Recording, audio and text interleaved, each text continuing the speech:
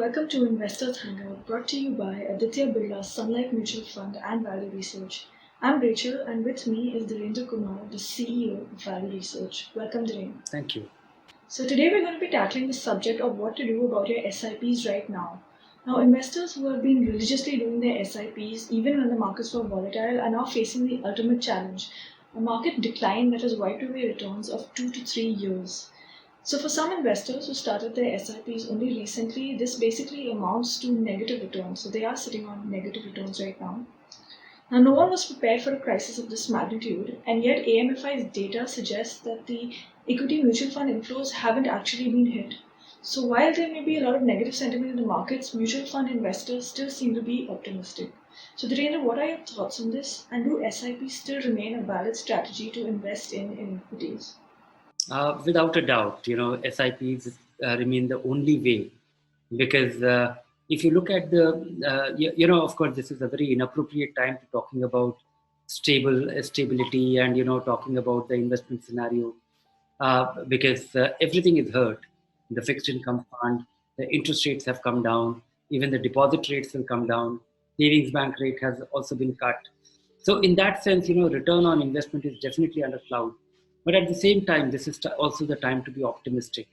One is that SIP numbers, equity inflows are up nearly by 1,000 crore in a month, which is unprecedented. A month which has been, in which equity investors witnessed the worst, blow, in which 1,000 crore more as compared to the previous month is quite a comforting thing. Is quite a contrarian thinking by Indian investors. So the belief continues. The other is that you should you really be doubtful about it. As you keep saying, you keep reinforcing, and of course, it's a very difficult time to carry the faith. But investing in equity and investing in equity through SIP, investing in equity in general is a bet on economy. And if we are optimistic over the few years that we will be will be doing well, will be doing okay, and then will be doing well, then then it's the simplest way investors can participate. And so I would say that investors can derive one consolation that if you are investing for the long run, you are buying things cheap. And that is one of the biggest reasons. And the alternatives are the outlook for other alternate choice, but to carry on. And I think in few years' time, we'll look back and see that this was an opportunity rather than a devastation which just continues. Right, Dhiren. And I guess right now among SIP investors, there seem to be a few, I don't know how many, who are now exploring the possibility of maybe, pausing their SIPs and making lump sum investments at this time because, they probably feel that the markets have hit bottom and they can benefit in the future from big moves now. So what do you have to say investors who are taking this approach? I would say that, yeah, clearly, it is also reflected in the numbers. If AMFI numbers say that, instead of 10,700 crore this month, nearly 11,700 crore has been the inflow. In a month which equity values have taken a 25% hit, this definitely reflects, a contrarian thinking, a belief that, the panic selling in the market will actually be followed by a panic buying. And that might be a possibility. But I would say that investors should, manage SIPs. Why you should do SIP, not lump sum investment. Even if you have lump sum amount, if you have money, because our mind changes, our thinking is very malleable. Once you see that a large amount of money that has been invested is down 20%, 15% in no time, you will be questioning it. You will be acting in a half.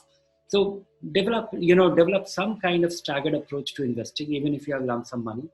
And the least you can do is, if you are not unsure about your income stream, then you should definitely continue your SIP.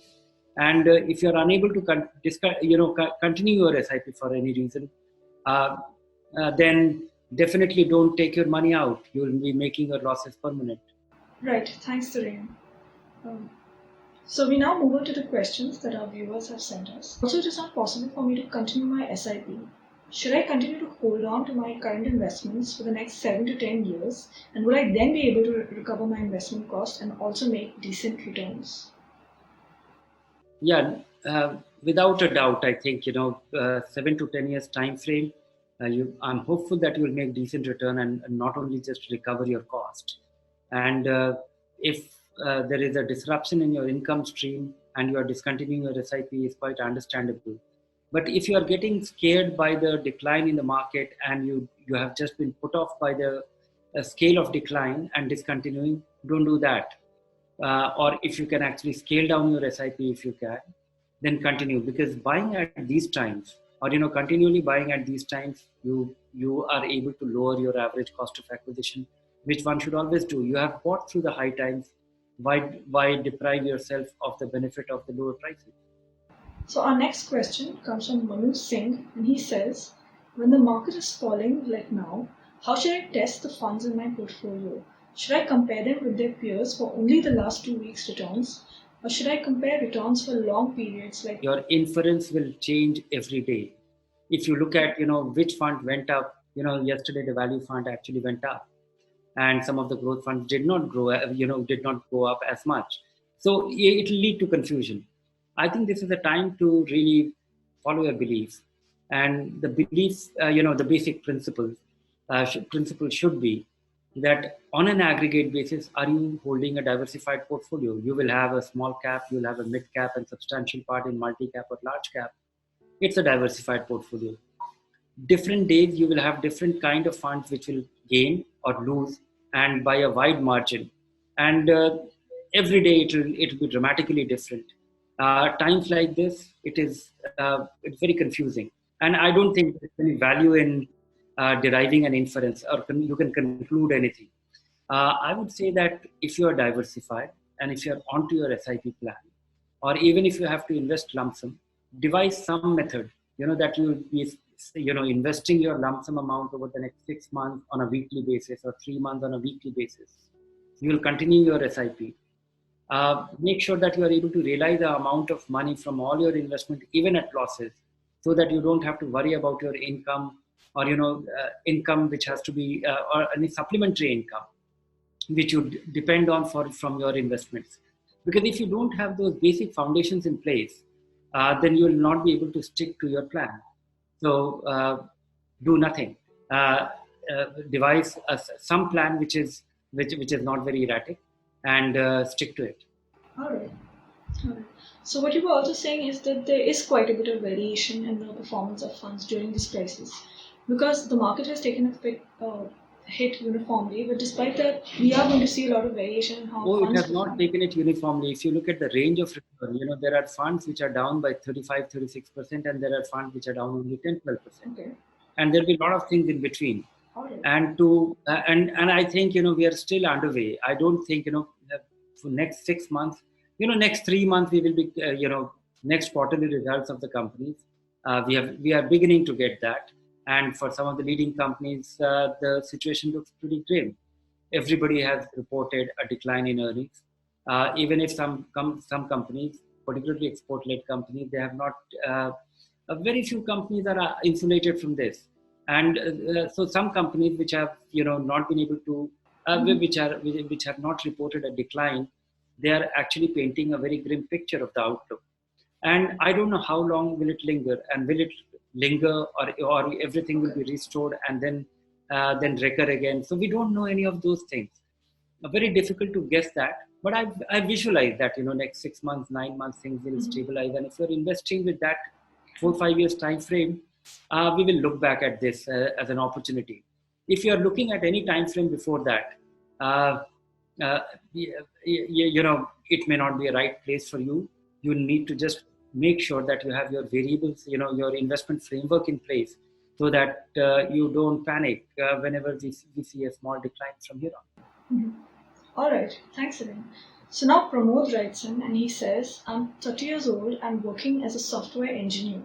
Why shouldn't I withdraw 75% of my EPF amount, which is 5.2 lakhs, as I have this option now due to the COVID-19 disruption? I don't have a requirement of this money for the next 15 years, so should I invest it in a good multi-cap fund for the long term? Another reason I want to do this is I am not feeling right about EPF's potential to create a meaningful retirement kitty. Please share your thoughts on this and also let me know the tax implications. Uh, I agree with him that most Indians working in the private sector, they have to It's the mandatory savings which gets channelized into employee provident fund. Provident fund is dominantly a fixed income scheme. So, and most, somebody like him, if he remains in his job, his longest term investment will be dominantly fixed income, which is not a good thing. One should be investing in equity with your long term allocation. So, from that standpoint, it might be a good idea. The other thing is that his concern about EPF. EPF might not be the most transparent, might not be the most scientific, or might not be the most well thought out thing, because the most modern thing we have is the national pension system. But EPF has not, it has not been, it is still not an option for, employees to choose NPS over EPF at their discretion, which the government has been trying to do for a while, which is more modern, transparent, ability to choose, it gives you ample flexibility with larger equity allocation for your long-term money. But there is, so from that standpoint also, but you don't have a choice. But there is a tax implication. Principally, I agree with you. You should do this. But there's a tax implication that all your money, which is not over 5-year old, will be subject to tax. And that could be quite significant. So if you're in a lower tax bracket, consider that. Or maybe you can do it gradually over time, because EPF, of course, this is a one-time thing, one-time benefit. I'm not very sure that this one-time benefit of withdrawing up to 75% of your accumulation in EPF, is there any tax exemption on that withdrawal? But I think it's unlikely. So I would assume that it'll be very tax inefficient because you're 30-year-old, all your accumulation just might be less than 5-year-old. All right. Thank you, Dhiren. And, Thank you. and to all our viewers, thank you so much for watching. Do continue to send in your questions, and most importantly, keep investing. Goodbye for now.